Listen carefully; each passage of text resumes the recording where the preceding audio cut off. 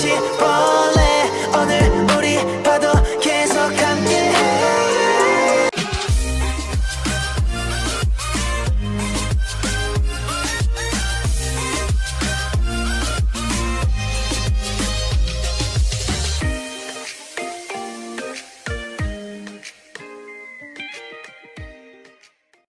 Hey guys, it's CC Lesson 3. Welcome back to my channel. So, for today, I figured I'd tell you guys some of the things I like the most about living in Korea as opposed to like the US, I guess. Honestly, there are many things, many perks I think there are to living in Korea, but today I think I'll just do 10. So number one, like immediately, the safety here. I've never, not even one time, felt like I was scared or in danger or feeling like I need to be careful or cautious about like someone walking up the alley or something, or worried about someone pulling out a gun, because for one, guns aren't a thing in Korea, which is amazing, and homicides are really low. Crime is just really low. Like when there is something that happens, it's news. Like no matter how late I'm out clubbing, no matter how late I'm out walking around by myself as a girl, I never have to worry about anything. I've never felt like I should be like holding my purse tighter. I've never felt like I had to defend, like I don't know, it's just, it's crazy safe here. Like Korea is the safest place I've ever been in my entire life. And it's not to say that America's like a mosh pit of violence and death, but it is notably more dangerous statistically in America than it is here. But when you compare population and size, America has what, 320 million people? Korea has like 50 million. South Korea has like 50 million. Understandably, the crime here is a lot lower. So yeah, I think number two, my second favorite thing about living in Korea is the food here. Not only is it really good, but it's also pretty cheap and affordable. My favorite Korean food is samgyeopsal, which is pork belly. I also really like chija donkasu, but I think that might be Japanese, I'm not sure.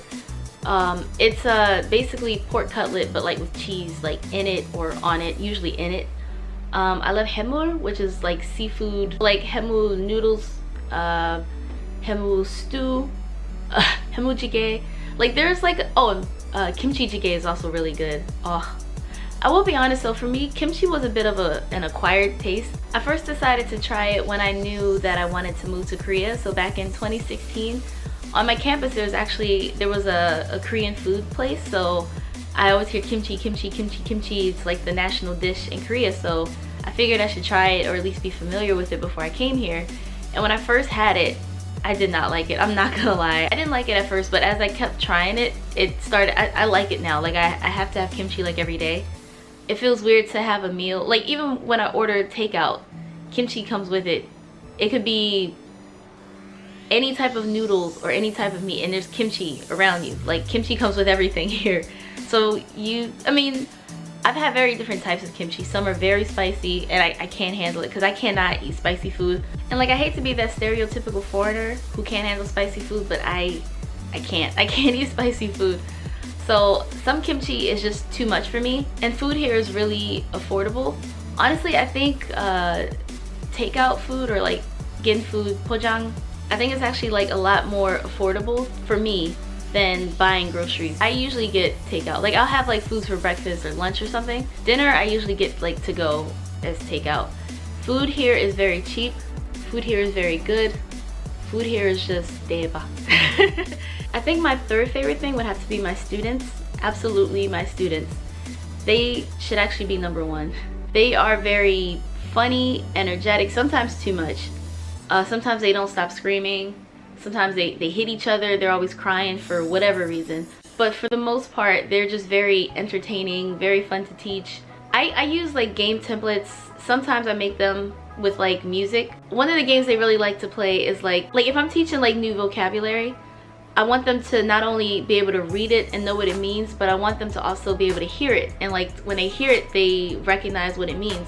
So like I'll have like an English song lyric, whether it's an English lyric in a Korean song or just like a foreign song in English. Like I'll have the lyrics on screen with the video playing, so like they can read along and then listen, and then what's the word that's missing, like underline, and they have to write it on their little whiteboards and hold it up or something. So like those type of games I like, but I also get games from Corsair. Not so much Wiggle anymore because they started charging $5 a month, and I did used to use it, but honestly because of their new fee, I don't think too many people use it and upload anymore, so it's kind of useless now. Corsair, if you come here as an English teacher, Corsair, I recommend you using that website. But yeah, I know I'm the adult in the room, and I'm supposed to be like the serious one, but they are so funny. And I think they know it because whenever I laugh, they keep trying to make me laugh. Like the way they talk to each other, the way they like the way they talk to each other, their sarcasm. These kids are hilarious. Like I could go to work or leave my apartment feeling like, ugh, I don't want to do anything.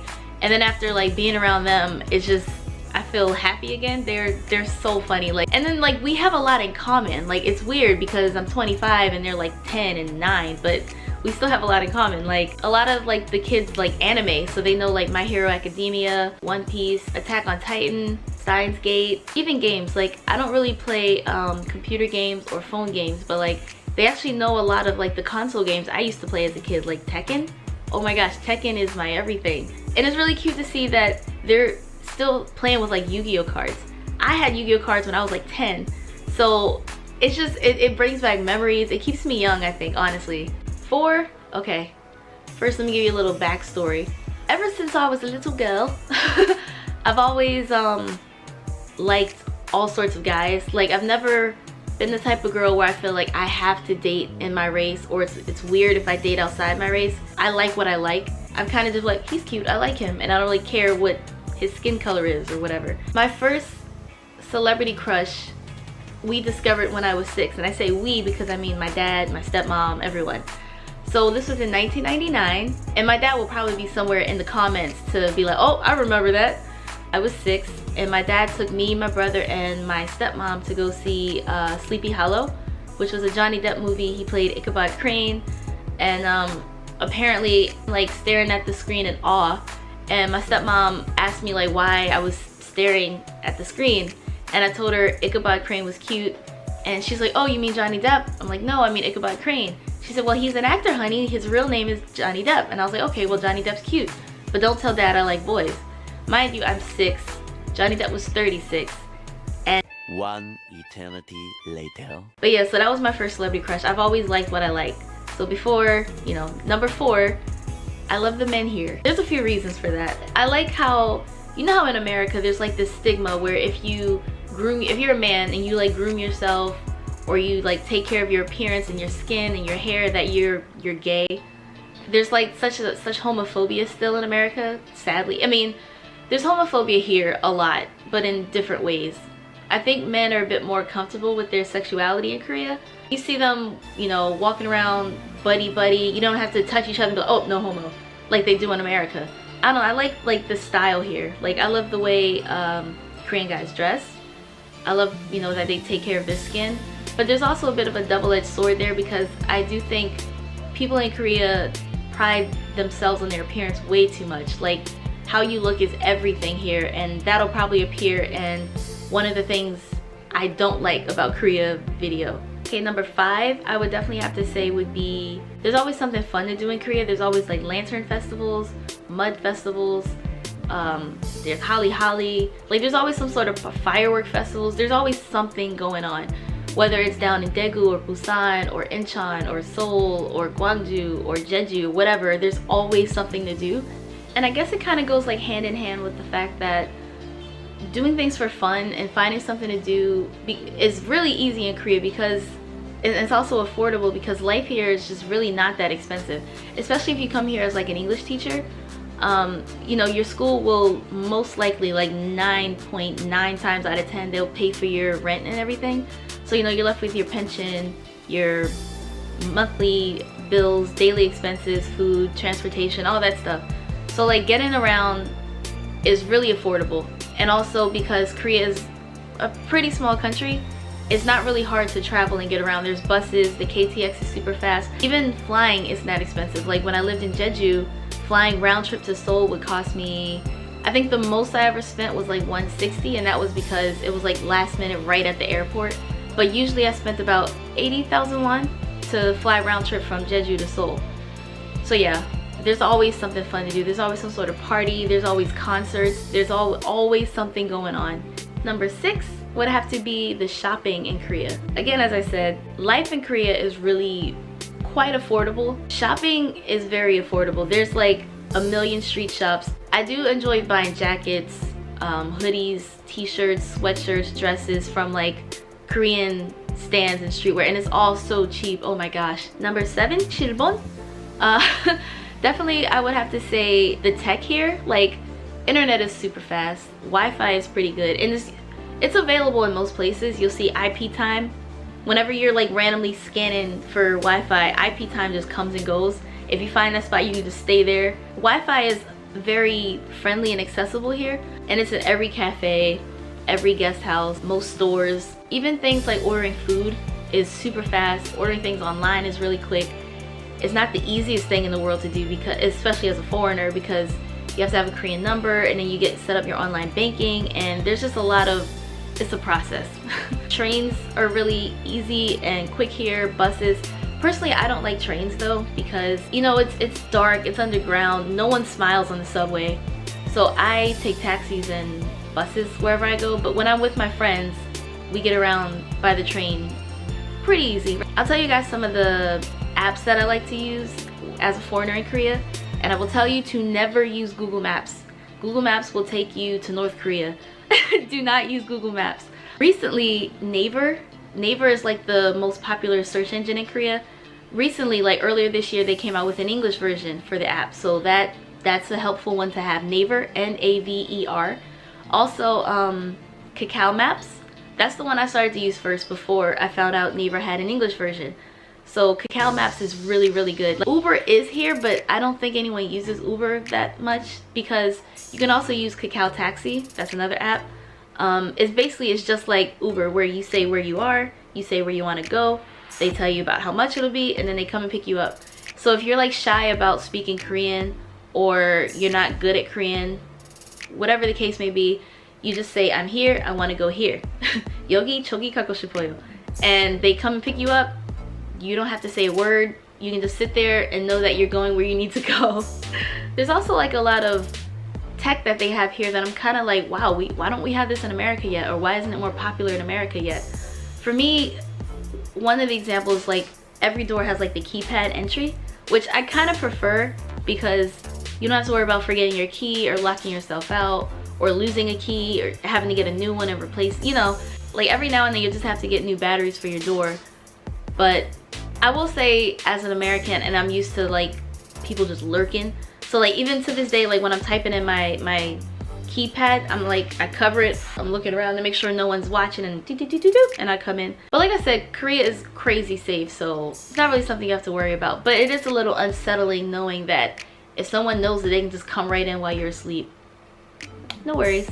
Number 8, Palbon. I love Han River. I think Han River is my favorite place in Korea. Like, I find one of the most peaceful things to do, especially at night, is to just like take a walk, or to drink by the river, or to bike by the river. Like you saw in my vlog last week, people like get tents and they just kind of lay out by the river with their friends and drink and eat snacks and chicken. Chimek is really popular by the river. It was just chicken and beer, chicken and mekju. But I'm allergic to beer, so I've never been able to partake. But yeah, there's something about, you know, all these city lights, and then when the closer you get to the river, it's more secluded, more natural. You hear the crickets and you hear the water rushing. I do have a funny story. It's kind of dark, but it's still funny, like looking back on it now. So one day back in like January, I was wearing my long padding coat. I'm just listening to music, walking along one of the bridges from Hongdae to, I guess, Yeouido on the other side of the bridge, and I'm just minding my business, just enjoying the crisp air, the music, and just, it's quiet. Like, it was very peaceful. So I'm walking, minding my business, and like, I guess like an officer, and he's wearing like this bright yellow reflector type of jacket, and he's pedaling his bike and everything, and he comes up and he starts to speak Korean to me, because I guess he didn't know I was a foreigner. He's like, "너는 괜찮아요?" And I was like, what? He asked me if I was okay. He's like, 외국인, are you happy? I was like, am I happy? Yes. 행복해요. And he's like, ah, okay. He said, you jump. No? And I was like, no, God, no. He was patrolling the bridge because sadly, jumping from bridges in Korea is a popular form of suicide, I guess. So it's bad enough where they have, like, if you walk across like any bridge, you'll see like a hotline, like an SOS hotline where you can call if you need to talk to someone before you make any drastic decisions and choices. So I guess he thought I was gonna jump, and he asked me if I was happy, if I was okay, and I told him I was just going for a walk. He said, ah, okay, stay happy, and you know, call if you need us, and then he just rode away. And I'm like, wow, he really thought I was gonna jump. But like I said, Han River is just peaceful to me, but sadly people do commit suicide there. Okay, number 9, 9번. Definitely, I don't want to get too political. I actually really enjoy being an American abroad per se, because I feel like it's a good chance to be like an ambassador of sorts, to show that we're not all assholes. We're not like-minded with that he who shall not be named. I will not say his name, but we don't think like that. We're not ignorant, we're not hateful, we're not stupid. So like, I do feel some shame as an American, especially when I'm like on the bus or at the subway station or train, and I see him on TV. You can't escape this orange thing, and I'm just like, oh my god, like he's everywhere. I should be proud to be American, because I know we're a good country. The most of us do not support him and don't think what he thinks.